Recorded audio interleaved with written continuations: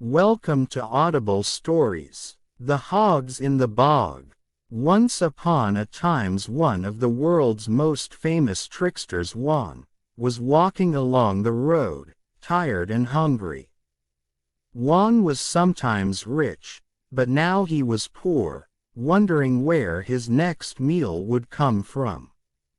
That's when he happened to pass by a hog farm.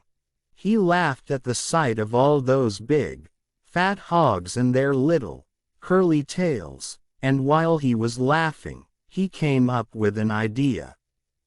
He pulled a knife out of his pocket and cut off those hog tails, and then hurried on until he came to a muddy swamp. Moving quickly, he stuck all those tails into the mud, their ends sticking up. Then he sat down beneath a tree and began to weep.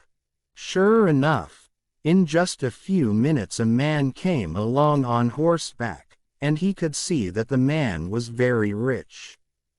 He wept still harder, and the man stopped his horse and asked what was wrong. Through his sobs Juan said, "I've just lost a fortune in this bog." "You see those tails?" "I do," said the rich horseman. "That's all I have left of my hogs." "Poor man, so sorry to hear and see," said the horseman, but what he was really thinking was that this might be his lucky day. "Friend, I'll buy your hogs from you. My servants can dig them out of the bog. How much do you want for them?" "Oh, I could never sell them. They are my life and my daily bread butter earner." "But now you have nothing," said the horseman. Juan looked up and sighed. "Well, then, rather than lose everything, I suppose I can have something. I shall sell them to you for 1,000 reals." The horseman handed over the money, and Juan thanked him and hurried away. The horseman brought his servants to the swamp, and soon enough he discovered he had been tricked. Chasing the trickster, he understood that it was useless. But he decided if ever they should meet again, he would somehow definitely get an avengeful revenge. For a good while Juan lived well, but he never worked, so when he had spent all his money, he was broke again, and he began to think of what to do. As he walked past a cafe, he had an idea, and with his last coins, he bought a big pot and some frijoles, or beans.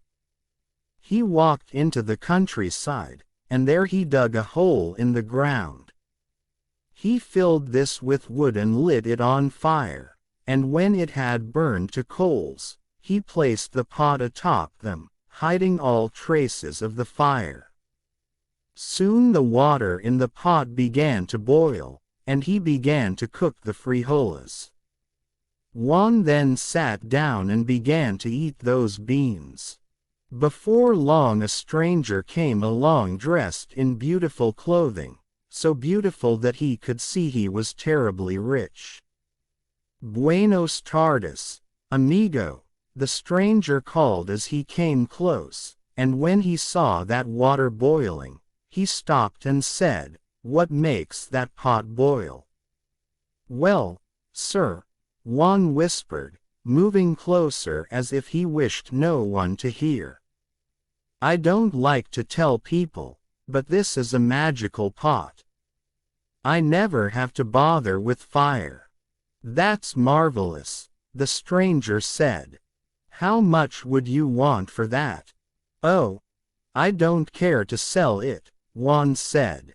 "But I'll give and pay you whatever you wish," the stranger said. "I must have that magical pot." "Well, if you insist," Juan said, "I suppose for 5,000 reals, I could let you have it."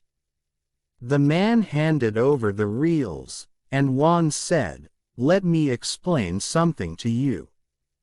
This magical pot does not enjoy changing masters, so you must sit down very quietly beside it. Don't speak at all until I am far, far away. Otherwise, the pot may rebel and chase after me." With that, Juan tiptoed away. The man waited an hour, sitting quietly, but as he sat he began to notice the water was no longer boiling, and when he picked it up he saw that he had been cheated. "I'll get that fellow," he said, but then he blushed bright red. Feeling so embarrassed, he knew he would never tell a soul what had happened. Late in the day, when he was far away, Juan decided he was safe to rest. He sat beneath a mesquite tree by the side of the road, and as he looked at the scrubby brush around him, he had an idea. He pulled a little drill out of his pocket, which he always carried his tools, and he bored a hole into 3 coins.